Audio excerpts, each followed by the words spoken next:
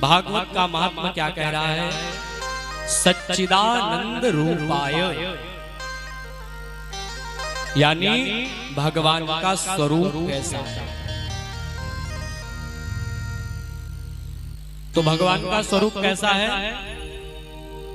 सच्चिदानंद, सत चित और आनंद। अच्छा, सत किसे कहते हैं? ये हम आप देख रहे हैं जो, ये भी सत नहीं है। एक ना एक दिन ये चला ही जाएगा। तो सत क्या है?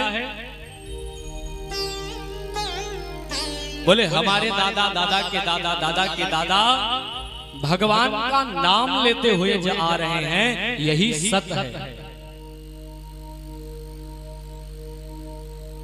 और भागवत के दशम स्कंद भी यही गा रहे हैं। सत्यव्रतम सत्य परम त्रिसत्यम, सत्यस्य योनिम निहतम च सत्ये, सत्यस्य सत्य मृत सत्य नेत्रम, सत्यात्मकम त्वं शरणं प्रपन्नः। जब भगवान ब्रज में गर्भ में आए ना, तो देवता ने बार बार, एक बार नहीं, बार बार सत्य और सत्य और सत्य कह करके भगवान की वंदना की है। तो सत्य क्या है? भगवान का ही स्वरूप है। दूसरा विषय चित्त। चित्त भी परमात्मा का ही स्वरूप है।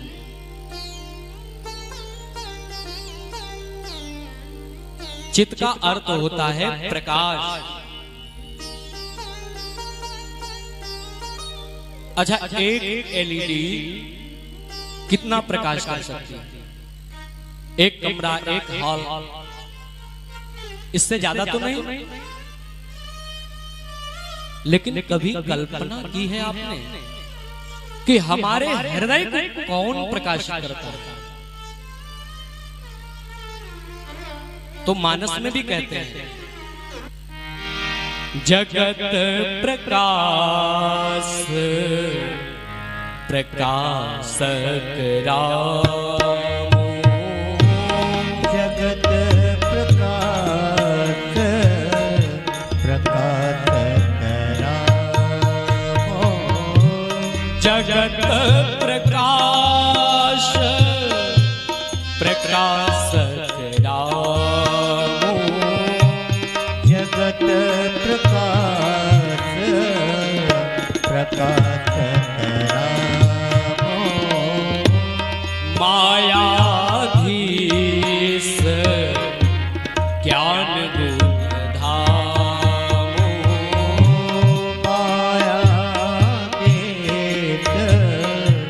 त्याग धाम। बोले वो एक एलईडी से आप एक हॉल, एक कमरे को ही प्रकाशित कर सकते हैं, लेकिन परमात्मा बोले जगत प्रकाश प्रकाशक रामू, मायाधीश ज्ञान गुण धामू। बोले पूरे जगत को वो प्रकाशित करते हैं। तो चित्त भी परमात्मा का ही स्वरूप है।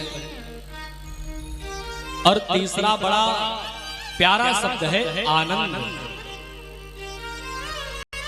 बोले आनंद किसे कहते हैं? तो बोले आनंद कहते हैं कि आराम से सारी सुविधाएं मिलती रहें, वही आनंद है। सारी सुविधाएं हमें प्राप्त होती रहें, समय से खाना मिल जाए, समय से पानी मिल जाए, समय से सोने को मिल जाए, ये आनंद है। यही है ना? बोले ये आनंद नहीं है। आनंद परमात्मा का स्वरूप है। आनंद की व्याख्या जानना चाहते हैं आप? आनंद क्या है? बोले ज्यादा कुछ मत जानना, आनंद के बारे में अगर जो जानना चाहते हो ना तो उस सवरी के चरित्रों पे जरा गौर कर लेना, उस केवट के चरित्रों पे जरा गौर कर लेना।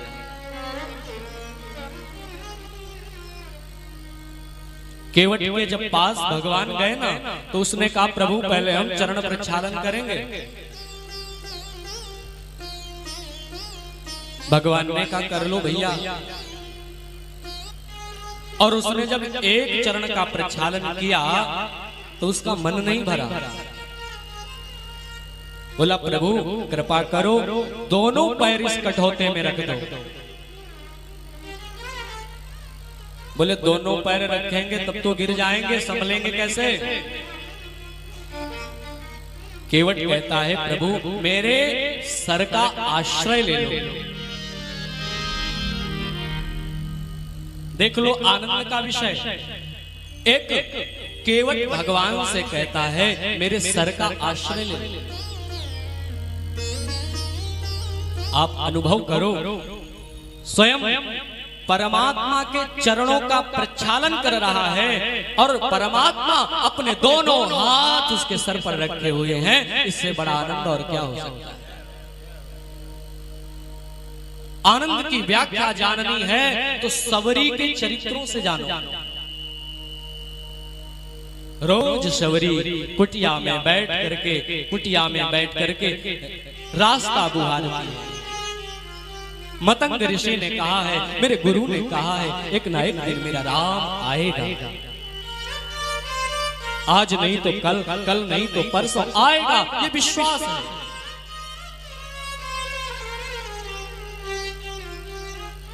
सवरी मां को ये भरोसा है। और सवरी करती क्या है? पुष्प लाती है, सुंदर सुंदर पुष्प लाती है और पुष्प ला करके मार्ग पर बिछाती है। लेकिन भगवान नहीं आते, रोज पुष्प मुरझा जाते। दूसरे दिन फिर नवीन पुष्प लेकर के आती है और ला करके उन मार्गों पर बिछाती है। आज नहीं तो कल मेरा राम आएगा। मां सवरी की सारी उम्र जा रही है, चौथापन आ गया, आज मेरा राम आएगा, आज मेरा राम आएगा, आज नहीं तो आज आएगा। और सवरी के मुख से निकलता क्या है? रटती क्या है? आज मेरा राम आएगा, आज मेरा राम आएगा। लेकिन रटते रटते सवरी के मुख से निकलने लगा कि मेरा राम आएगा। आज हट गया, मेरा राम आएगा, ये भरोसा हो रामा रामा रटते रटते बीती रे उमरिया। रामा रामा रटते रटते बीती रे उमरिया। रामा रामा रटते रटते बीती रे उमरिया।